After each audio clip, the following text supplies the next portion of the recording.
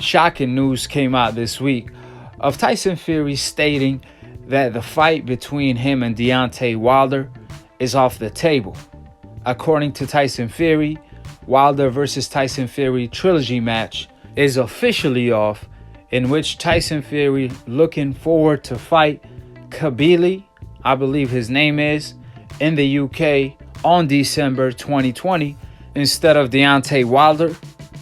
Then in May 2021, Tyson Fury is looking to fight Anthony Joshua in the UK.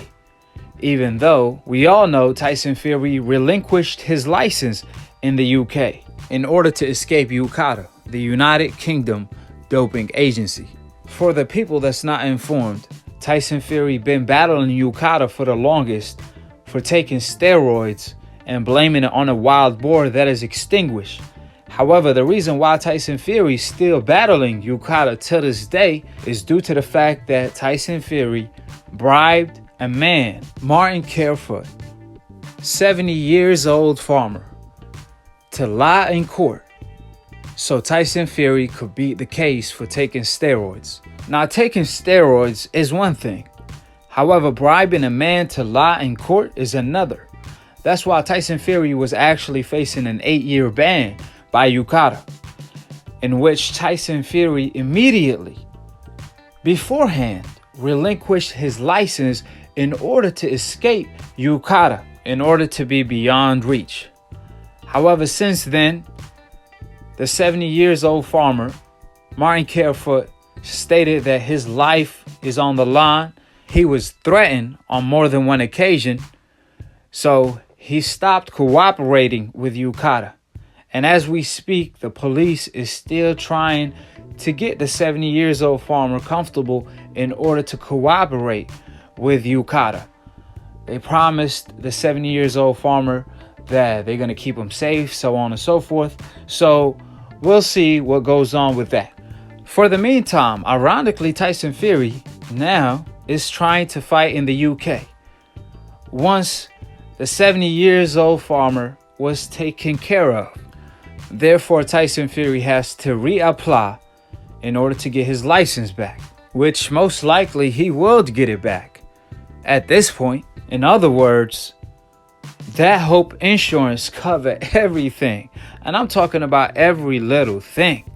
Threatening a 70 years old farmer, being a part of a mob tie, having the complexion for the connection in order to turn taking steroids into a depression story, and even loading up your gloves and having it fully covered by old media. Furthermore, if Tyson Fury plans to skip by Deontay Wilder Trilogy match in order to fight a nobody in the UK, you best believe he's going to have a lot of obstacles on his way, such as legal issues, from rematch clauses to glove gate. Even ESPN is not going to allow Tyson Fury to go cherry pick somebody we never heard of, all to flop like he always did, with the ticket sales selling like 3,000 tickets, having no gate, and doing horrible ratings on ESPN. Just think about it. If you are an executive on ESPN, would you rather make Tyson Fury versus Khabili than Anthony Joshua? Or Tyson Fury versus Deontay Wilder Trilogy match than Anthony Joshua? Which will bring more revenue? The answer is pretty obvious. It's clear as day. Deontay Wilder Trilogy match. That's a blockbuster fight, especially after the glove gate controversy. Even Stevie Wonder could see the money that's about to come through. And last but not least, when it came to Tyson Fury, he lied on Deontay Wilder's behalf, accusing Wilder of pushing the fight back, wanting the fight in 2021, when that's clearly not the case, because according to Bob Arum and Tyson Fury, they did not want to fight without a crowd, so they postponed the fight. And when it came to finally the December 19th date, Bob Arum confirmed that it was not Deontay Wilder who didn't want to fight on that date. It was actually ESPN and Fox They had a mutual agreement that they should change the date either to an earlier date or a later date, since there's a lot of football games on December 19th. However, that did not stop Bob Arum from co-signing everything Tyson Fury had to say. According to Bob Arum, the Wilder fight is off. In addition to that, Bob Arum stated the rematch clause is expired. When Bob got asked, when does the rematch clause get expired, he stated this month. He did not specifically point out what date. However, he said is expired. In addition to that, Bob Arum said the pandemic is not going to extend the rematch clause for whatever reason.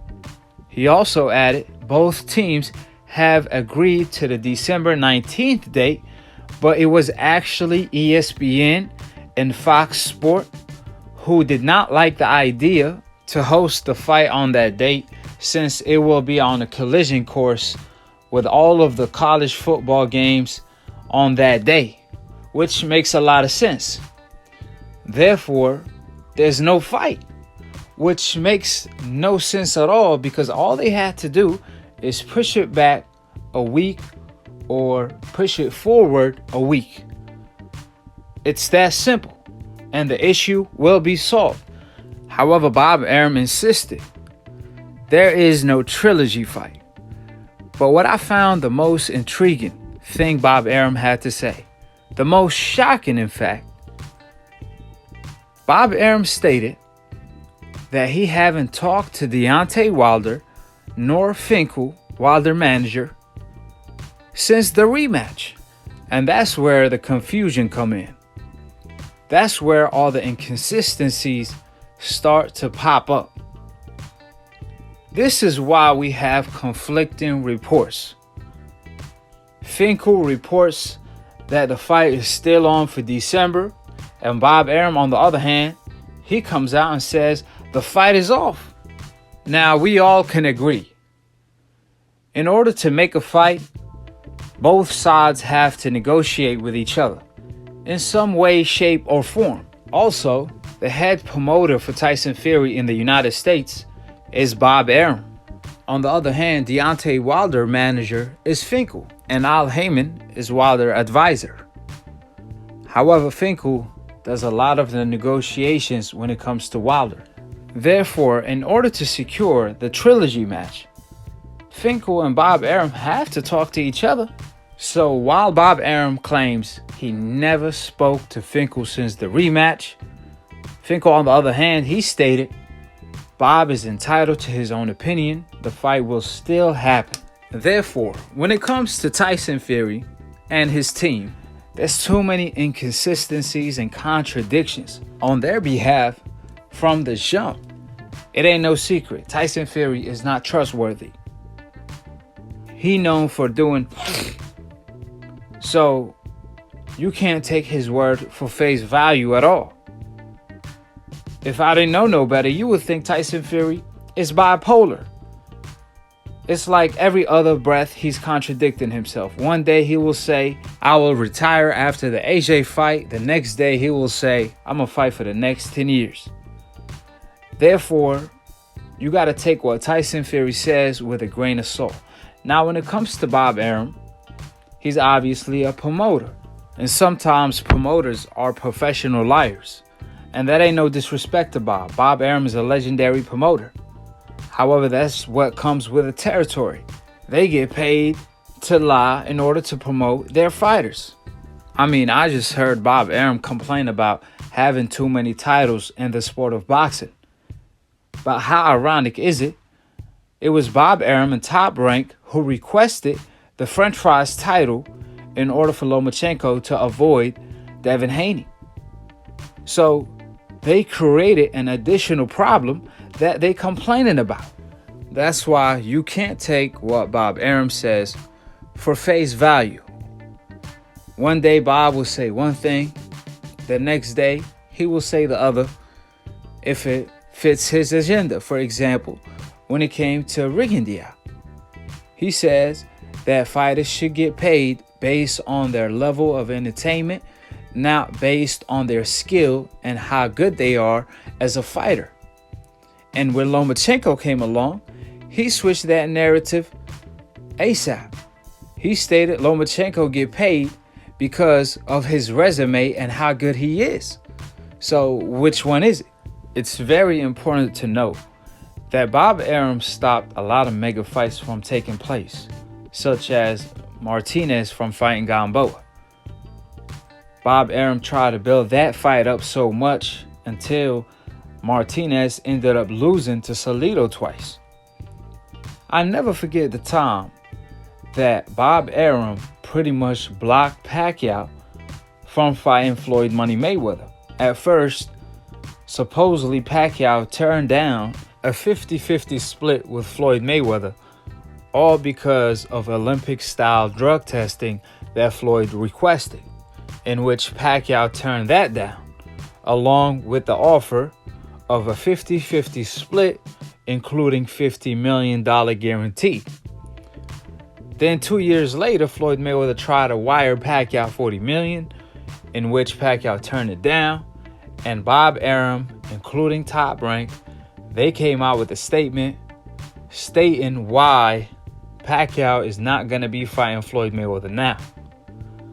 So that's just further proof how much Bob Arum been a roadblock when it comes to mega fights due to his agenda.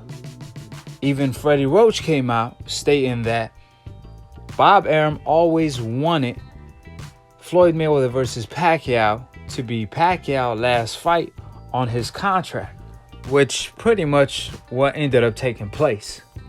Therefore, when it comes to Wilder versus Fury trilogy, there's too many inconsistencies by Bob Arum. For example, Bob Arum not speaking to Finkel when that's Wilder's manager. How are you making the fight or trying to make the fight if you haven't spoke to him yet?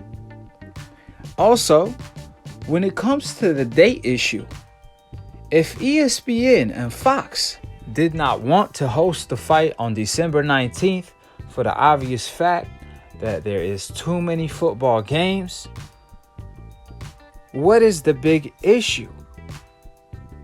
All they have to do is agree on a new date a week prior, a week ahead of December 19th, or even the next month if they can't find a date, which that won't hurt much, would it? If we already waited this long, I'm pretty sure Tyson Fury could wait another month.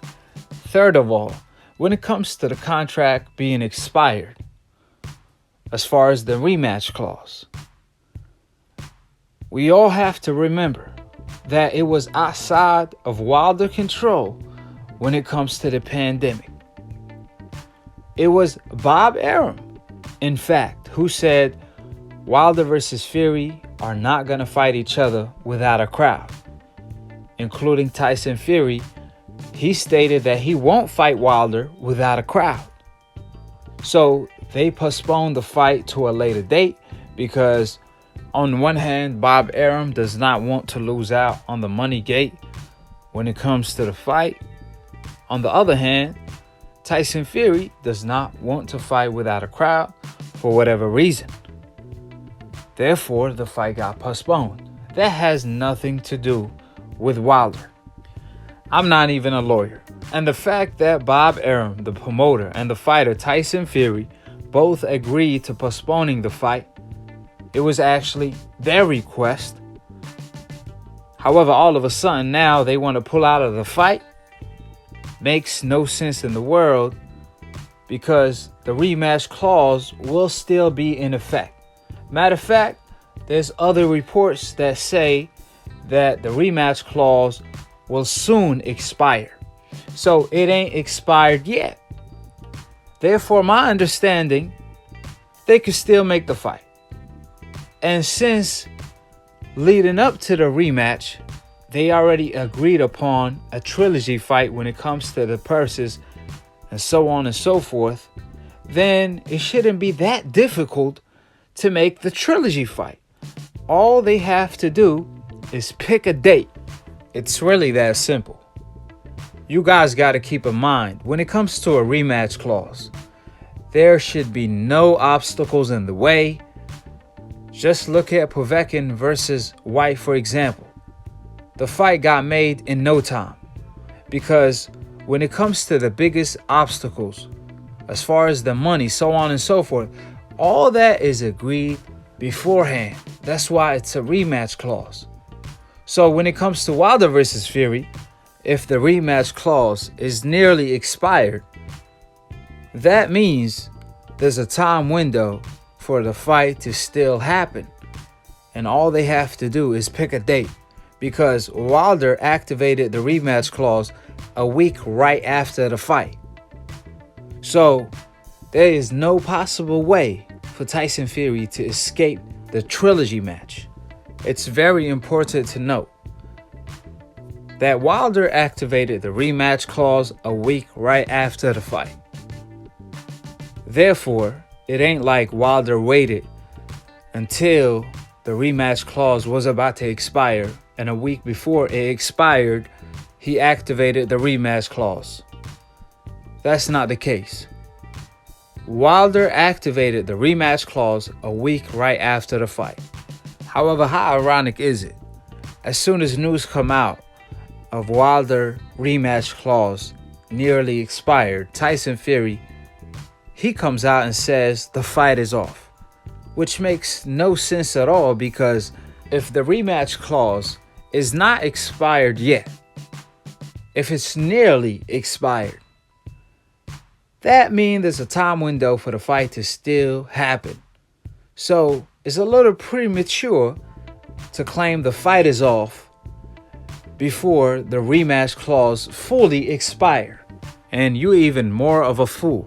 You have to be a decaf on steroids, a super decaf on steroid, in fact, if you believe for 1 minute that Al Heyman, the smartest man in boxing, the man that run the sport of boxing, in fact, will allow Deontay Wilder rematch clause to run out of date and expire. Therefore, it's clear as day, Tyson Fury is desperately trying to get out of the Trilogy fight with Wilder. If we put things in perspective, we all could clearly see Tyson Fury trying his best to pursue the Anthony Joshua fight. If we go back, right after the rematch, Tyson Fury agreed to fight in Anthony Joshua twice before even facing Deontay Wilder for the third time yet. Tyson Fury associated himself with mob bosses that got the job done against Martin Carefoot. Now Tyson Fury could possibly get his license back in the UK. So if Tyson Fury gets to legal troubles here in the United States over Glovegate, so on and so forth, he's possibly free to fight in the UK. So keep that always in the back of your mind. Moving forward, Tyson Fury and Anthony Joshua got put in the UFC game when they both don't participate in the UFC, never did, never will. So why are they both in the UFC game? That is the $1 million question. It's equivalence of having old media in the sport of boxing painting the narrative of Anthony Joshua versus Tyson Fury fight being next, when that's clearly not the case ever since the rematch was over with. Old media even went far and beyond by actually taking an interview Wilder did 6 months ago with the PBC podcast, where he talked about the bicep injury he sustained before the rematch, in which some articles actually took Wilder words out of context and they out of place. They trying to paint the narrative as if the bicep injury is what's stopping the fight, when that's clearly not the case, when Wilder is 100% fine when it comes to that injury. Therefore, it's a bunch of lies, a bunch of fake news by old media trying to paint a certain narrative in order to fool all of the casual fans. Therefore, you could anticipate the Trilogy match to be hosted sometime in December, according to Finkel, or even February 2021. As far as the rematch clauses, they usually pretty much last about a year. So we'll see when it comes to that. One thing for sure, Tyson Fury did an interview with Max Kellerman in which he stated that Wilder is still his most dangerous opponent in the heavyweight division to this day. More dangerous than Anthony Joshua. So, according to all of you decafs, Wilder presents no threat at all. But Tyson Fury saying otherwise. Not with his words alone, his action also tells it all. Him trying to pull out of the fight at all costs, even at the suspense of costing him legal issues. It does not matter what the cost is at this point for Tyson Fury, since he cannot tamper with his gloves, since he cannot cheat. The way Tyson Fury is approaching this fight is like he does not want to lose his life in there against Wilder, since he knows it's revenge time. Tyson Fury know what time it is. You decafs know what time it is, because you guys could lie to us. Excuse me. You guys with no cojones could lie to us in the comment section. However, you guys know the truth deep inside, because unlike Stevie Wonder, you guys with no cojones don't have to wonder. You could clearly see Tyson Fury tampered gloves. So you could lie in the comment section, but deep inside, you know the truth. And the truth will always come out. You could cut off the camera in the dressing room all you want. However, 3 things that can never ever be hidden: the sun, the moon, and the truth. It's destiny for them 3 things to always come out. And I'll pray on the day that a decaf would call in and come out on split decision. That's the day I'ma celebrate, for real. So call in tomorrow. And for the people in the comment section, we see you guys. Decafs alert. All you want to talk about is Fury beat Wilder the first 2 times. No shit, because he cheated in order to get the job done. That's why we want to see the trilogy match. But now all of a sudden, you decafs don't want to see the trilogy match, because you decafs don't want to see Tyson Fury get exposed. That's why. All of a sudden now, you guys want Tyson Fury to avoid the trilogy match after all of the glove-gate accusations. Indirectly, you decafs are admitting Tyson Fury cheated. Talking about it don't matter if he cheated or not, he have more skill. Every Wilder opponent got more skill than him, according to you decafs, and he still knocked him out. The point is he cheated. If he was that good, he would not have cheated to begin with. You decafs are so dumb that even Tyson Fury disagrees with you decafs, claiming that Wilder is still his most dangerous opponent over Anthony Joshua. But thanks to the fact that you decafs are so dumb, you guys make Akhi look so smart. Therefore, this time around, let's see. All of the decafs in the comment section talk nonsense, emotionally, not logically, instead of respond to any of the facts I stated in this video. Everything I report is factual. It's not an opinion. It's a fact. Like every single time.